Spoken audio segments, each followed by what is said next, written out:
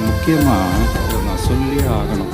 எனக்கு என் தட்டில் சாப்பாடு இருந்தால் பத்தாது, என் பக்கத்து தட்டில் இருக்கிறவங்களுக்கும் சாப்பாடு இருக்கு. காசுலாம் தர மாட்டேன் பாட்டி, சாப்பாடு தர சாப்பிட்றியா? ஹாப்பி நியூ இயர் வந்ததே, அன்பை சொல்லி ஆசை உள்ளம் துள்ளுதே,